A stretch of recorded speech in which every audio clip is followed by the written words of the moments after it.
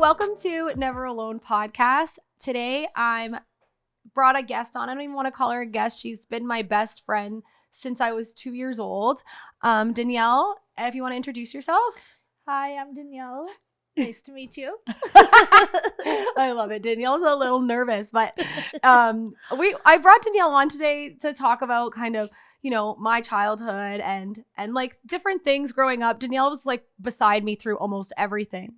And I don't think ever suspected abuse in my life, but I think, you know, when she found out, she had a lot of like questions and I think you started like things started to make sense for you. Like, do you know what I mean? Like you were like, oh, Memories maybe came that. back Yeah. and this and that. Yeah. So I thought we could really go over some of those situations and like talk about, you know, what it was like for you and like how, you know, what I was going through and you know, what you remembered. So I want to just start with like sharing my story with you. So obviously Danielle and I met when we were 2. Danielle's sister and my aunt were best friends. Mm-hmm. And then Danielle and I met and like instantly became friends, and we were friends like till today. So we like, you know, we went to high school together. We went to public school together and high school for a year. And then we kind of started separating. So I'll start and I'll just share, you know, Danielle knows when I was 3, like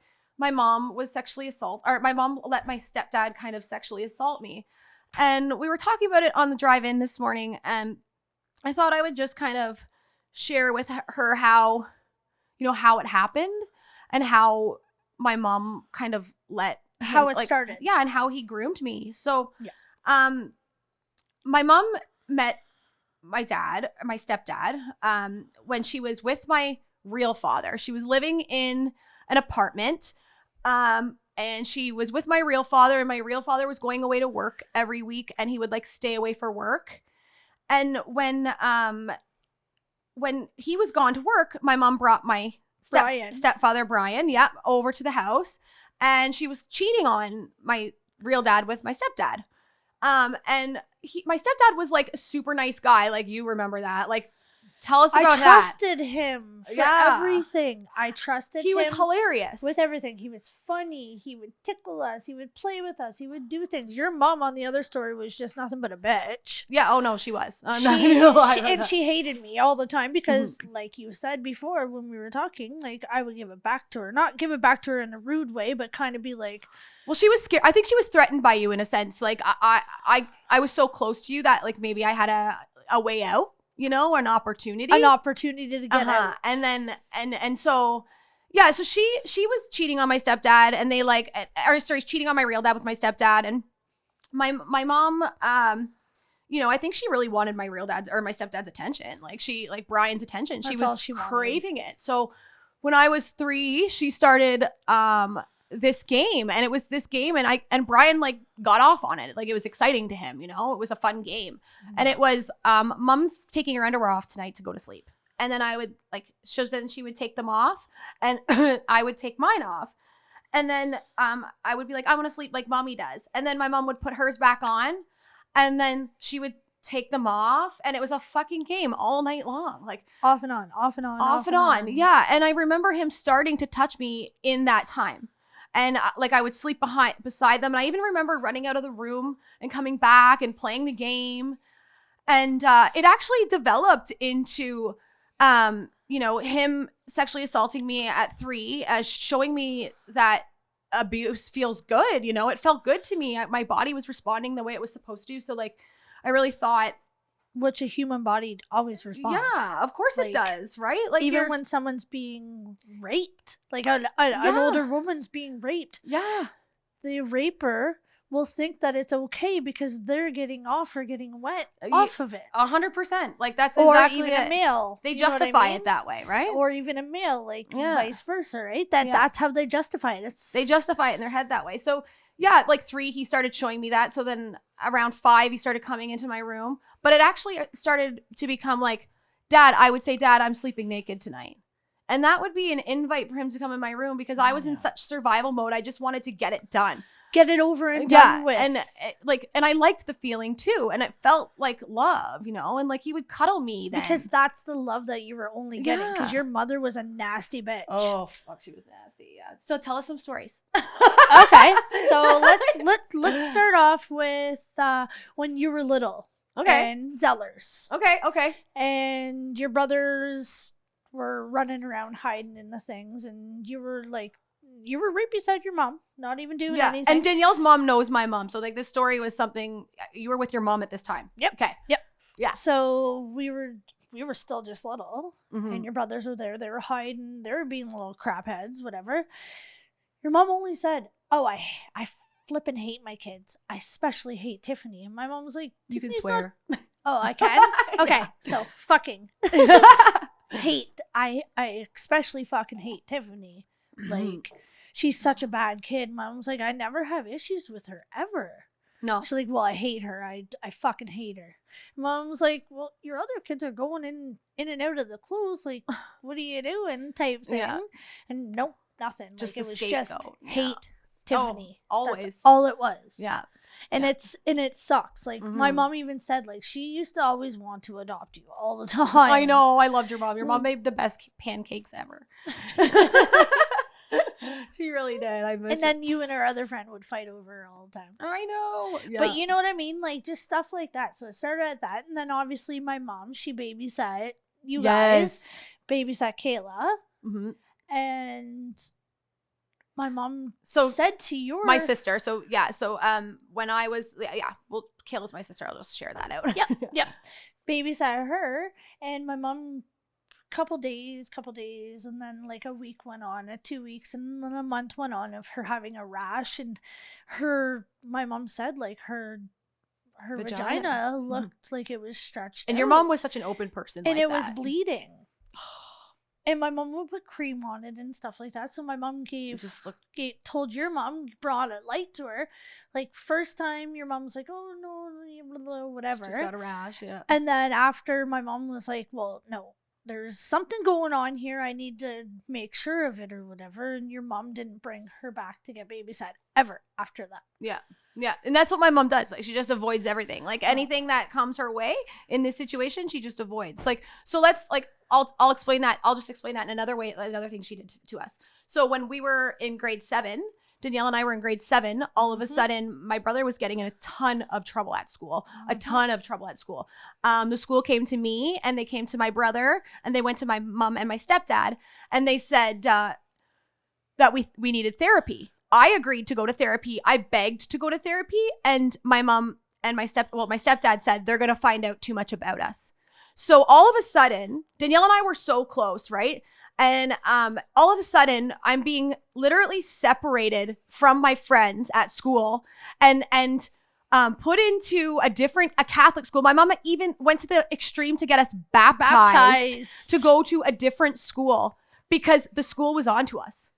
Yep. You know, and they knew what was happening. And that's what my mom does. She just avoids the whole situation. Well, look at the time when we got in trouble. Tell me. When I don't remember. when my dad got upset because our teacher, Miss Scott, we made fun of her mustache. Yeah. And then she went and lost it and tried to separate us classrooms. Your dad came, or like Brian came. He was my dad, yeah. He came, and the whole time he did not want to talk about you at all. He talked about Zach and how they treat him poorly and whatever. Meanwhile, Miss Scott went and told frickin' Allie's parents, like, whatever, that we were bad kids. Like, how is that fair to us? He always reverted everything off of you. Yep. To revert on to even Zachary all the time. Always. Zachary was kind of an scapegoat too, because Zach's seen the abuse, you know, Zach's seen me being sexually assaulted, right? Like, so he's kind of just like a scapegoat, and I think Brian treated him so poorly because we were so close with Zachary. Like, I know we were always with him all the time. Breaks my fucking heart. I thought him as a brother so much. It breaks my heart.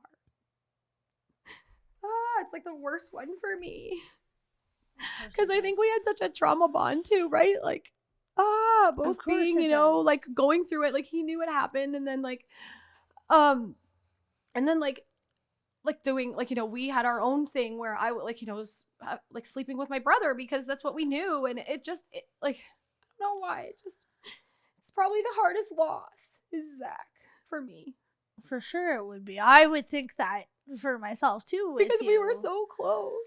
Like, we did everything together. We always got in trouble together. Like, he was our freaking, like... Yeah, he was my freaking bestie. Best like, friend. Yeah, we were so close. We used to smoke Cheetos together. Oh my freaking God. So, that's so funny. We did too. Oh, remember the time when we got in trouble for freaking... Well, we didn't even do it. It was him. He woke up in the middle of the night and got the little cigarette butt and started smoking it. And we got in trouble because he said that we stole it. Yeah. Yeah, oh it was yeah. him that did it. No, for sure. 2 days later, he's like, yeah, that was me that did it. He friggin' one time when we were in grade 9, he was in grade 9, I was in grade 11. Yeah. He brought a bunch of booze, he brought like booze, drugs, all this stuff to school. Oh, and my mom he got caught. Yeah. So my mom got She said called. it wasn't his. Yeah. The principal pulls the backpack up on the table and like It's his shows backpack. His backpack. And my mom's like, that's not his That's not- back. That's not his That's drugs. not his stuff. Like, whoa, what? Like, she just completely everything with her children just avoids, Avoid. Like, yeah, just like a big, like, no, we don't talk about this. Like, we don't deal with this. And then remember the one oh my God. I love this. We're talking about memories. Yeah. This is talking about Zach right now. Yeah. So I remember the one time, remember we were at I think we were at a trailer. We were at a trailer Mhm. and we were all kind of like sipping drinks and whatever. Like, we're only little. So Zach's obviously 2 years Oh, younger. yeah. And your mom pulled us all in, like, around the table, kind of like this, and says, you guys shouldn't be drinking alcohol. Your brother pipes up and says, we weren't drinking alcohol. We were drinking beer. I remember that. Oh my gosh. Yes. And everybody was laughing at it. Yeah. And then the other time, this is I love that talking you have about such a good memory. freaking Brian Yeah. yelling at him at the dinner table saying whatever. Zach, stop acting your age. Act your shoe size. And he goes, what if my shoe size was 22? He was so funny. I love okay, so let's talk about Brian. Let's talk about Brian. Okay, And the yes. let's talk about the piece the of shit he time is. we dressed my brother up as a girl. Okay? Mhm. Like, So this Jared. is relevant. This is Jared. Yep. So Jarrett is my youngest brother. I have 2 brothers and 1 sister from my mom's side. Jarrett's my youngest brother. Me and Danielle were like little girls. Like, I mean, seriously, we were like dressing him up in like full on outfit. Like, he looked like a girl. He had a hat on. He looked so cute, and we had And he so much loved fun. it. Yeah, he loved it. and we had like a blast doing it. Like, Yeah. we did. We were laughing. Yeah. We went over. We brought him over to my grandparents' house. Showed my grandparents. They laughed. Like, my grandpa was kind of like, oh my God. Oh, your like, dad's gonna lose his shit. Well, sure enough, when my stepdad got, what was he get home or we went and showed him? Just got home. Yeah. And seen him in it, and he lost fucking lost it. He is, okay, this man is the most homophobic man ever. So something like, I'm not sure, but I think he was molested by a man. Because yeah, I think it justified it to him, Like, I think it was like justified. it kind of was like, well, like, you can't really do that to this person or to my son because then people are gonna think a certain way. Yeah, because of us. in his own head, he's thinking that he's gay because it happened to him. Yeah, yep. I honestly believe that, and I mean, it breaks my heart if it did happen to him, because the sad part is I feel sorry for him. Yeah. Like, I really do absolutely. feel sorry for him, because Absolutely.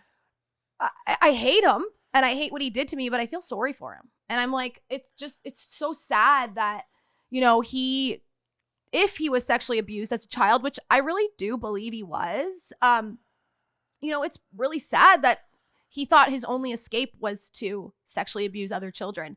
And he justified, I think in his brain, he justified what he did to me through saying like, oh, I'm a girl, So it's not bad. It's So not it's not that bad. And she likes it, because his That's main exactly it. goal in the bedroom, his main goal with me was to make sure that I orgasmed. That was what he wanted to do. Or got off. He Like, didn't, I never, whatever, yeah, you he know would what I want to mean? see me get aroused. That was it. Aroused. I never seen that man come once. And like, I know that's really gross to say right now, but it's the truth. Like, I never once seen it. And it was all about control on me, and controlling what you were doing, Yeah. how you were feeling. yeah. And it just, I guess it just shows how much abuse is about control. So can I ask you one question? Mm-hmm. So was there ever any times that you ever wanted to come to me and tell me that it was happening? Honestly, I thought it was so normal. Like, I really did. And then we were doing things together. Danielle and I had like a child sexual relationship, and I guess I just thought, well, if she's doing this with me, it must happen with her. Like, it must be normal in her house too. It must be normal. That's why the other person that was doing it, you even said, like, because both of it was happening to you guys, that you guys almost like not bombarded, but put it on me in a sense. when Danielle and I were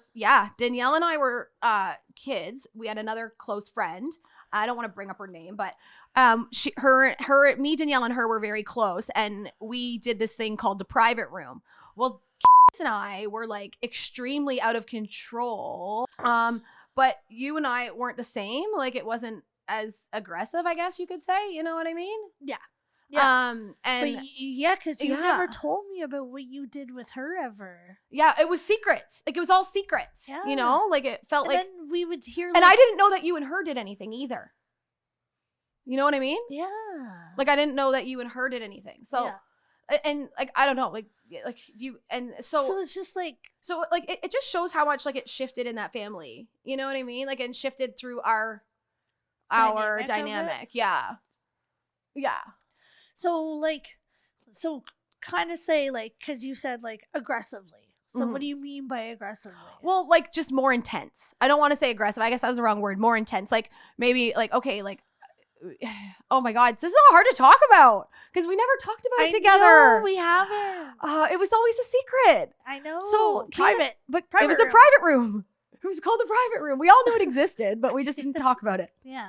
So, but like, we would do more like, she would like sit on my face and vice versa. Like nakedness? Yeah. Yeah. So no, like, it was just more like the humpy kissing stuff. Yeah. No, and we never kissed. I never kissed her. Me and you didn't do it that much. I kissed.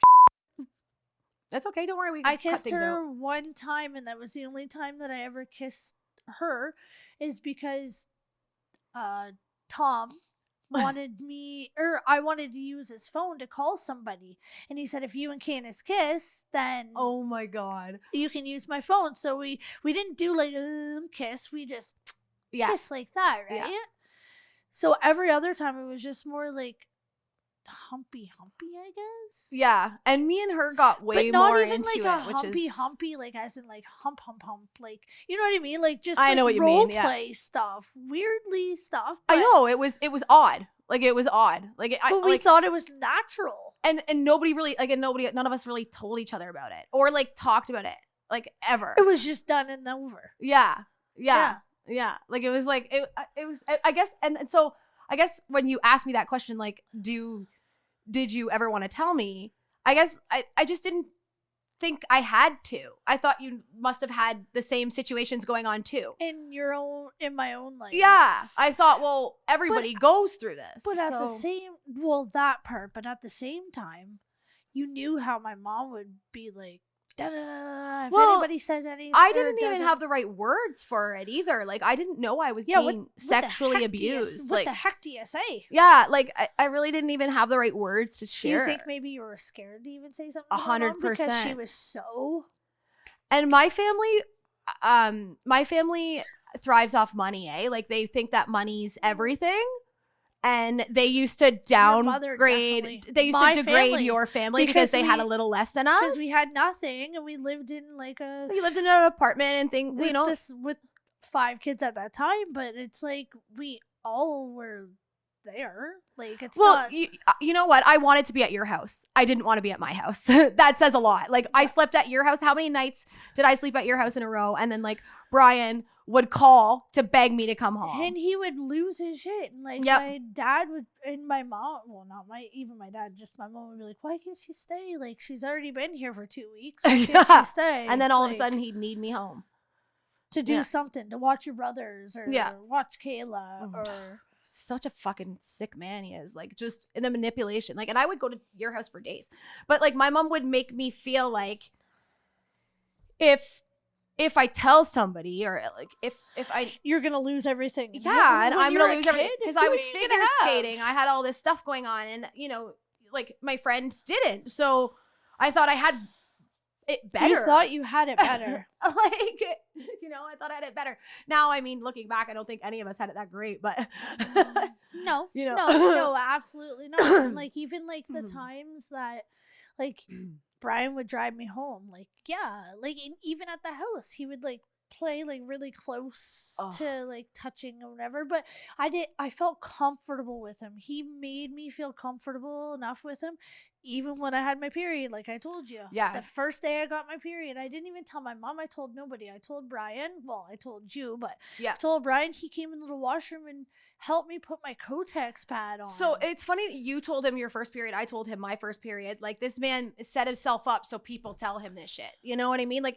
and he was totally grooming you for sure. Your mother's not the greatest neither, because there was times that we'd be in the shower, or I'd be in the shower, and she'd just come in and go to the bathroom, which that's fine, but yeah, like zero she boundaries. would get though. naked and get in the shower with me as like a 12-year-old girl, you know what I mean? Just like, no boundaries. That's no boundaries. Zero boundaries. There's no Yeah. boundaries. Nothing there. in the home. Nothing. There's no boundaries for anybody in the home. You can walk into a room and people can be naked, and you try to tell yourself it's okay, but it's still not, because that's no. And that's what Brian's seen in my mom too, right? He's seen that, like, because she didn't give fucks given. no fucks given, like, no care, like he's seen that in her, he perfect opportunity. She only cared about herself, and that's fucking it. Oh, I know. That's it. That's all she ever cared about. Herself, and like, what she was angry wanted. at me all the time. She, like I already said, my mom, like, it was so much right away. hatred towards you, and that's why my mom, I feel, coddled you so much. You know what I mean? Your mom was like a mom to me. She was a mom to me. Like, she really was. She was my mom growing up, because she was the person I went to for headaches or backaches. My mom didn't give a fuck if I had a headache or a cough or a flu, or like, flu. even She if didn't you had a care. flu or anything, you'd be at the house and she'd be there putting Tiger Balm on you, giving you medicine, just taking care of you. Yeah. It was like, it was your house was like a safe haven for me, honestly. Like, I'll never forget that. Like, going over to your house, like, those are where I actually have the memories of, like, your uncle, and he was so handsome, and we were all so like, oh my god, he's so handsome. And like, all those little girl memories that, like, I need to have is, like, they were at your house, and like, we're with you the guys, memories, the good memories. And I mean, it's hard sometimes because I, like, overshadow them with, like, those shitty memories and with they get dark memories stuck there. But, like, we have so much good things that did happen in our childhood. Like, I mean, just laughing with about Zach earlier was hilarious, you know? Yeah. So let's get back to when we split up talking. So I was in school, right? So we were talking about how my mom had me baptized. Yep. So we were in grade 7. All of a sudden, I'm switching schools, got separated from Danielle in grade 8. And at that point, like, you asked that question, did you ever feel like you wanted to tell me? At that point in our life, I probably was getting there, actually. But they realized that. But yeah, I think that they wanted that separation between us to happen as well. I think there was a lot of reasons that we were switching schools. And then I was just told that you were trash. And I was stuck, that was stuck in my head. Danielle's trash. Danielle's family's trash. And, like, I mean, it's gross. Like, you're not. I hope you don't believe that, because you're great. And that was my mom's just, like, way of. She always thought she was a piece of shit. Like, because I actually stood up to her and said shit to her. Yeah, and she was you know what the shittiest humans in the world do? They degrade other humans. That's what they do. And that's what she wanted to do, because she knew I could get close to you. And if I got close to you, then that means, her secrets are out. Yeah. And she has a lot of them. Like, a ton, Oh, like, fuck yeah. She, when I was 13, so right around this time, when I was 13, I got herpes, and she fucking, I'm so much pain I couldn't walk. I had to walk to work that day. I was working at the restaurant in Waverly. Remember, I used to work there? Yep. Washing dishes, and I had to go to work, and I walked to work that day, and I was fucking crying in pain the whole walk there and the whole walk home. And I stood there like this, just squishing myself together because I was in so much pain. And I got home and I said, fuck it, I'm gonna show my mom. So I showed her, and she was like, ew. Ew, you're disgusting. That's gross. And I was like, she's like, she goes, that's gross. I'm not taking you to the hospital. And this woman took us to the hospital for everything. For anything. So it just like that. She's Munchausen syndrome. Yeah. Too, in a sense. Oh yeah, she's like she was obsessed with like I guess she felt like she was taking care of us then because she didn't have any other motherly instincts. I don't know. Right. But yeah, she did that, and she has other secrets. Like she walked in on him sexually abusing me when I was 8, and then she just walked out. Like all these little things, you know. Had I got close to you, she knew, and I was close to you. Like we were best friends. We are best friends. Like when she, you know, seen our relationship probably getting tighter, pulling you away and talking shit about you, making you feel like I'm better than this or something, when I'm really just a human being. You know what I mean? Like it's just the manipulation of her, you know, and that was just a part of her manipulation. So I mean, don't ever think that I think that of you, because I know. It's hard to hear. It's hard to hear. I know. And I mean, because I always knew that your mom thought that about us, but it's just like, tell me what you think of her. I think she's a fucking cunt. Can I say that? Yeah, tell me what you think of her. Oh, she's a piece of shit. I always thought that about her. Yeah, she was why? a gross pig. What made you hate her so much growing up? Just the shit that she would do and say. Like she would mean. be so mean and so vindictive and just talk shit, and even talk shit about my family to me. Yeah. Like, oh, were your parents related? And this and that. Like ignorant. Oh, who says that to a kid? Yeah. Who says that to a 7-year-old child? Yeah, and she literally asked you that. Are your parents related? Like, what the fuck kind of question is that? That's the shit that she, like, she's so, she tries to, like, dig into people's lives, and she lies nonstop. She'll try to dig into people's lives and then make up lies about them and find out information to get this person into that. It's just, like, she's crazy. And I hope she fucking watches this whole entire podcast. Does. And I hope she fucking sits there and just talks shit about me again. No, I do. That's what she's gonna do. Seriously, she Sherry, does it to me. go fuck yourself. Sherry, whatever the fuck your last name is. Oh, Barnes Laycock, whatever. Barnes Laycock. She is a horrible woman, though. Bitch. She is. She's and honestly. Kayla, you're a fucking asshole too, because you've said a lot of shit too. There. You know what? My family has treated you guys like shit, so you deserve this. Fuck them. Like they have, and it's not right, because you know what? You were just my friend, trying to be my friend, and your mom was just doing what my mom should have done. That's all. And that's all why my mom wanted to talk shit about you, is because she was jealous. Jealousy always prevails. It always shows. You know, it's always gonna show in somebody. Like you can't. You know, you're talking all these things about a family. It's because you feel weak in that department, you know? Like exactly, and that's exactly what it was. Yeah. So you gotta try to make you feel like, they're trash, this and that. Exactly. Blah, blah, blah. And I mean, it like, I'm not gonna say that it wasn't like, it hurt me to even hear. I remember the first time she said it to me, I was like, shut the fuck up. I even told her that. I said, this is my friend, leave her alone. And I stood up to her, and I never stood up to her because she was like, I crazy. I was getting my ass beat. You know, I was getting my ass beat. So I didn't stand up to her, but I did it. That was the first time I ever did it. And I guess just like over the years, you know, me and you kind of separated. And I don't think I ever, like, you were always around, but always distant. Like distant.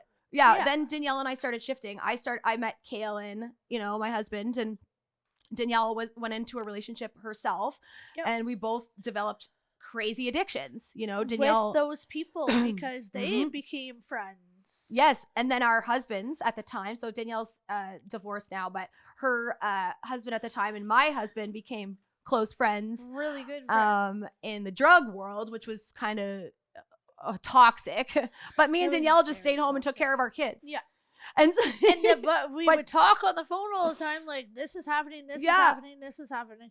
What are you waiting for? I'm waiting for him to come home. What are you waiting for? And then we find out that they were together. Yeah. Oh my God, I hated that. Remember, we'd be like, I'd be like, well, he was just here. Yeah. And you were like, what the fuck? He was supposed to be. Yeah. Oh my God. No, Jesse was just here at our house. I'm like, what the fuck? Yeah, exactly. I remember that. Oh my God. And they were bad together for a while. They were horrible. Yeah. Like, freaking got in high-speed chases, went to jail a whole bunch of times. There's just constant, like pills flop here, there. Like I was exhausted. What's flop? Like just flopping pills from here to there to that, just flipping them around, you know? Because of where he was getting them from. It was so easy, right? Yeah, I can't really say on here because I don't want to say the point?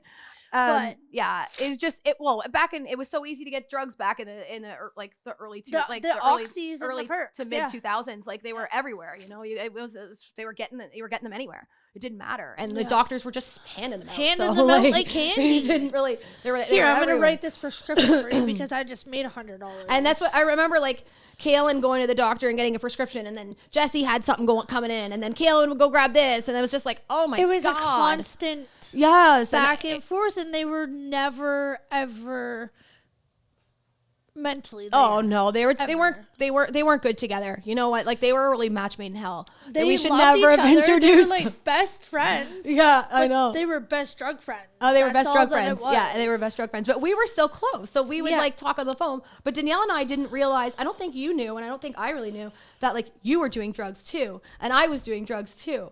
We would stay that because remember the one time you said to me, you're like, if you can't beat them, join them. Holy fuck, what a mindset. And that and that initial word that you said to me, if you can't beat them, join them, I was like, that's exactly what's going on. Yeah, it's very true. The whole fight back and forth and this and that, I would tell people, like I would tell his family, I would tell whatever, like his brother tried to punch him out one time because me and him went to frickin' Boston Pizza to like have drinks or whatever, and he stayed at home. When I came back, his brother went to punch him out. My mom hit him and everything, knowing that he was on like doing the crack and stuff like that, right? I wasn't even doing anything at that time, but it's like that was like I kicked him out and then I let him come back in, and then it's just like from there it's like that whole mindset, if you can't beat them, join them. Yeah, and I had that mindset for a long time. Like, and also like I felt like love through sex, like, and through drugs, you know, because that's like, all you knew. Yeah, like, and that's all. Yeah, so it was like, but I was secretly doing drugs. Like I was the secret drug addict. Like I swear to God, me too. I was the manipulative secret drug addict. Oh, like, me too. I hid in the sidelines. Like my husband went out and did all the dirty work. I didn't do nothing. I just sat there and waited for him and flipped my shit out if he didn't have drugs. Like that's how I was getting. I got to that point, like, but then he would never come home. So then it was just like I would actually call other people. Yeah. And be like, I need something because I was so mentally drained from waiting for him to come home. Oh, no doubt. With my money. I got stabbed by a crack pipe. I've been, like, beaten. My nose is broken. Not from, well, my nose was broken, too, from him, too. But also, too, like, from another person that I was with. It's just, like, it's like a vicious cycle. It happens. Do you think, like, any of that grooming, like Brian did to you, maybe took you down that path, too, of addiction? I don't know because I haven't got you haven't gotten into to that my place. Psyche Yeah. You're not at that point. Yeah. No. Yeah. So I don't know. It could be. It could be other things. Well, we were just kind of we were talking about the Kotex pad thing, and I actually told my friend, she's a therapist, and she was like, she was grooming. She was groomed. And then, like, you know, Danielle struggled with addiction and, you know, abusive men and things like that. So it's like, you know, does that have a big play on it? And I mean, I would say it probably has a huge part to do with it. And maybe, you know, especially when my parents never did drugs or drank, so I never had that in my life. No, your parents didn't. No, like, they didn't. Like my dad, I think I was like, so my aunt and uncle got married. That's the last time my dad ever drank, and that's the first time I ever seen my dad drink. And I think I was 13 at that time. Yeah. I don't remember. Like my parents were the ones who were going out partying every weekend. Partying all the time. Yeah, and yours weren't. Like we would go to your house because like it was just It's funny. Yeah, like you're. So I don't know. I just wonder. Like I mean, it's something that I'm sure you'll dig up one day. Maybe but like something back in. You'll dig up one day. Yeah. We'll do a whole other podcast episode on that. Heck yes. But I think, you know, like he probably, you know, and there's probably more, like there's so much, like I just even remember driving with him and stuff, like he'd like put his hand on my leg, and like, did he do that shit to you all the time? Yeah, like even just driving, not even like he would tickle sometimes, but then he would leave it there. Yeah. And like, why did I let him do that? Well, you didn't let him. You were a little girl. I know. But that's what our brains tells us. Yeah. Why did I let him? And so hearing you say that, like, why did I let him, tells me that you still have all those same emotions that I have from the abuse, or that I've had from the abuse. And that is abuse then, because you are uncomfortable. Yeah. But you couldn't say stop because you felt, I don't know what, bad for him maybe, or like I just felt comfortable with him. He made me feel comfortable that was natural. Yeah, and he was funny as hell, eh? Like, he was such a funny person. He was such a joker all the time. Like, everything was just ha ha ha, joke, joke. Everything was a joke. Everything was a joke. So everything that he did or acted like, he never gave trouble really ever. Besides that one time, like with Jarrett. Yep. But everything, like, he never gave trouble. He was like, your mom would yell at us and do whatever, and he'd be right there coming to console us. Oh, yeah. Well, even when my mom beat me, he would peel her off me.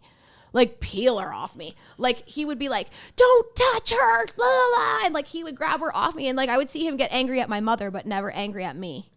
You know, and, like, and then when I was 15 and I asked him to stop abusing me, because I had a boyfriend, and I was like, oh, you know, this is weird. I remember you saying this, and like, not at that time, obviously, when you came out about it. Yeah. But you said that you actually either told him that you needed to stop because you felt like you were cheating on him. I did, and that's what I felt like. I was like, I wanted to stop. So I asked my stepdad to stop, and he just gave me the fucking silent treatment. Like, he had been doing that for so many years. Every time I would say no or I wasn't in the mood to have sex with him, he would, because he left it up to me. Like, he left the abuse up to me. It was up to me when it happened.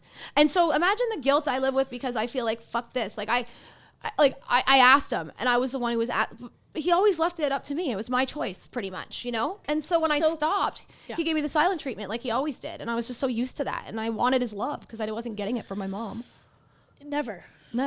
Yeah. And I think that's why you loved my mom so much, because she always gave you so much attention. So much. Like you and our other friend would just fight over her all the time. We would stay up for hours, like, talking about, like, everything. Your mom talked about everything with me, like, everything. And I think I was so grown up, and your mom, like, she knew that. So she just kind of, but everybody, I think, assumed that I was grown up because I just did a lot of the household chores. I don't think they took care of the kids. Yeah, and took care of the kids because that was kind of my role as the oldest child. And I think that's my mom's biggest, why she kicks herself in the ass and feels guilty on her part, because she's like, I should have known. I wish I would have known. Yeah, come closer to the mic. Oh, sorry. It's okay. Sorry. It's okay. Yeah, she wishes she would have known.